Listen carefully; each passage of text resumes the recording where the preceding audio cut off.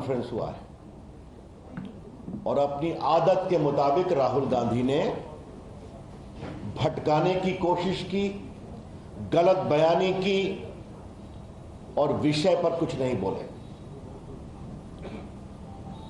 राहुल गांधी को सजा हुई है 2019 में उनके एक भाषण पर।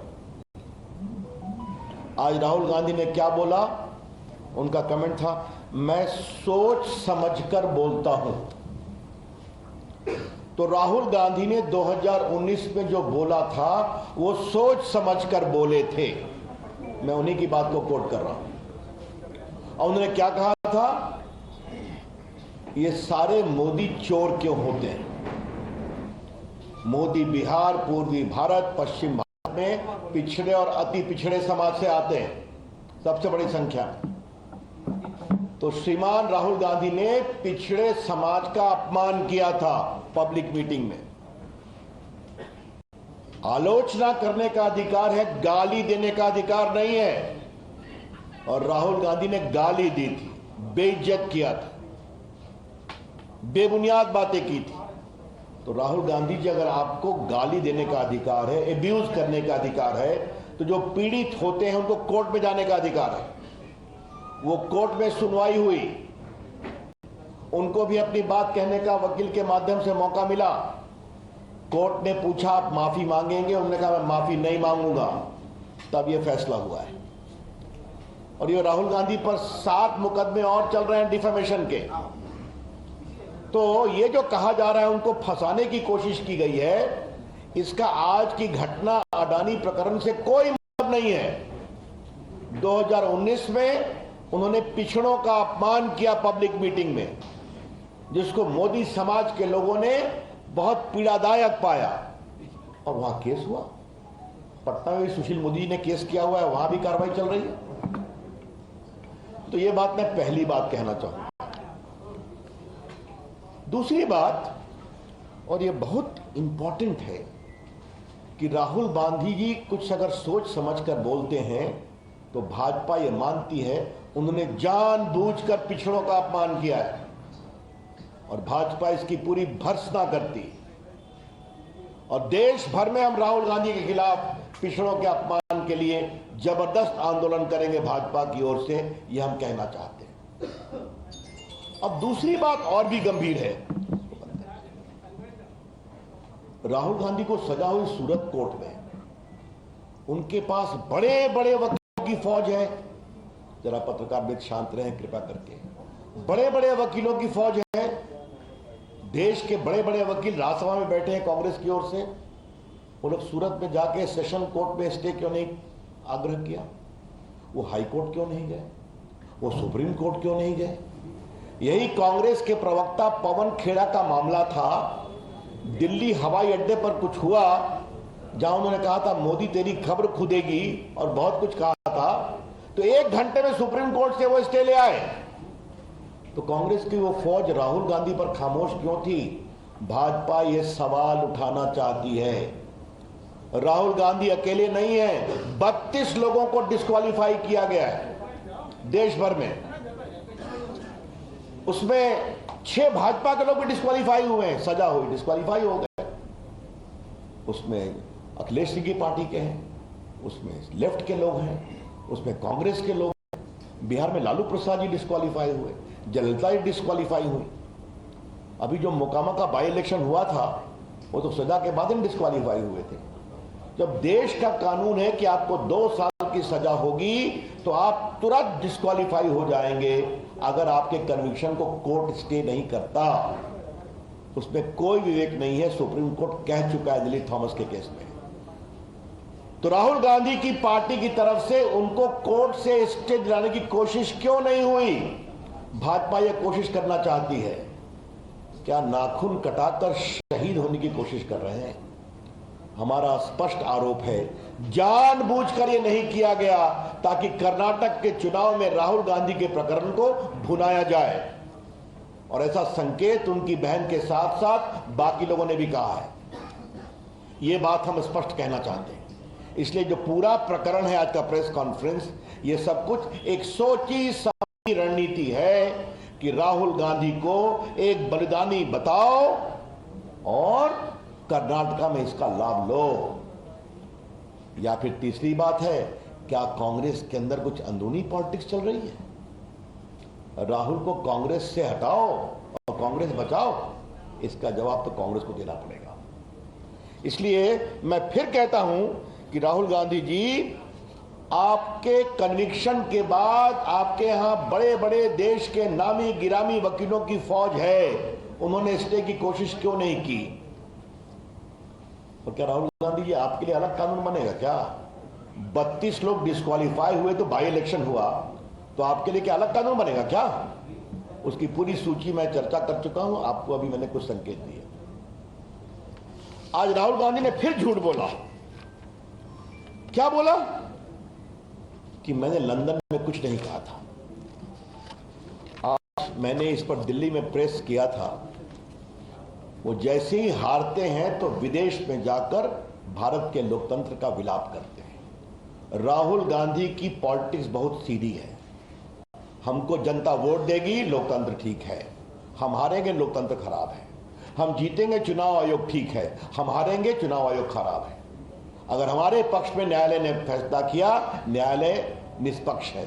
अगर नहीं आया तो न्यायालय कमजोर है। यह उनकी रणनीति है। अभी वो हारे नागालैंड में, हारे त्रिपुरा में, हारे मिजोरम में, और सब अल्पसंख्यक बहुल इलाके हैं।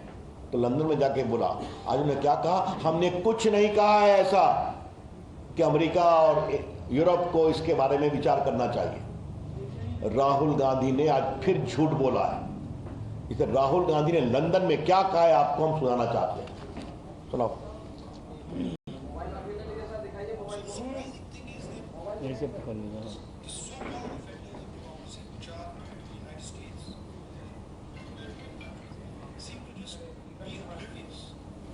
That a huge chunk of the democratic model has come undone, which is a real problem.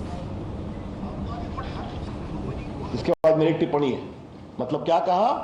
कि भारत में लोकतंत्र कमजोर हो रहा है, इसके लिए अमेरिका और यूरोपियन कंट्री ध्यान नहीं दे रहे हैं। यह समस्या है। ध्यान देने का मतलब क्या है? यहां हस्तक्षेप करें, यही तो हम कह रहे हैं। आज राहुल गांधी की टिप्पणी दिखा दिया। राहुल गांधी ने फिर झूठ बोला कि हमने ऐसा कुछ नहीं कहा था। तो झूठ बोलना राहुल गांधी की फितरत हो गई है। जब भी विदेश जाते हैं, भारत के लोकतंत्र का अपमान करना, भारत की संस्थाओं का अपमान करना, भारत के जनमत का अपमान करना उनकी आदत हो गई है। और मोदी जी पर तो वो क्या क्या नहीं बोलते हैं। मेरे पास पूरी उनकी टिप्पणी है कि वो विदेश में क्या क्या बोलते हैं। भारत राष्ट्र नहीं है, राज्यों का संघ है। और क्या हमारे लोकतंत्र पर बर्बर हमले हो रहे हैं। और क्या पुलवामा हमला कार धमाका था, आतंकवादी धमाका नहीं था। और क्या चीन की तारीफ की कि चीन ने प्रकृति के साथ विकास किया है, सद्भावना के साथ। ये सारी उनकी टिप्पणी। और क्या कहा? बालाकोट और पुलवामा का सेना सबूत दे कहा था ना। तो सेना की शहादत का सबूत राहुल गांधी मानते हैं। और चीन के अपने ट्रस्ट में पैसे लेते हैं, ये भी आप सभी जानते हैं। एक बार दिखा दीजिएगा। ये देखिए उनकी पूरी टिप्पणी सब कोर्ट पर है, कोई नई बात मैं नहीं कह रहा हूं। और याद करिए राहुल गांधी ने क्या कहा था कि हम लोग के फोन में पेगासिस लगाए, कहा था ना। तो क्या कहा?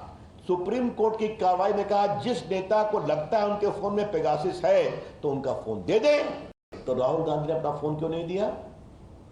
क्योंकि फोन जाता तो फोन से क्या क्या निकलता उसका डर था उनको। तो जब कार्रवाई की बात होगी तो कहेंगे नहीं।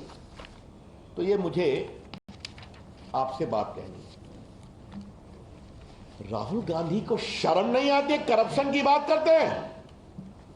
भारत के प्रधानमंत्री नरेंद्र मोदी जी का पूरा जीवन ईमानदारी की खुली किताब है, एक धब्बा नहीं है। 9 साल से भारत के प्रधानमंत्री हैं, ईमानदारी से देश आगे बढ़ रहा है।